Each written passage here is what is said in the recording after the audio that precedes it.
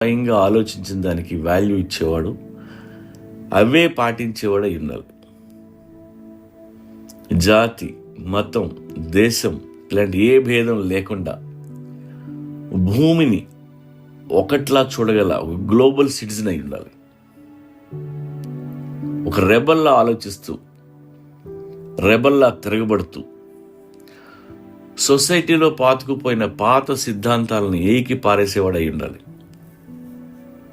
ఎప్పుడూ మార్పుని కోరుకునేవాడు, కొత్తదనం వైపు అడుగులు వేసేవాడు అయి ఉండాలి.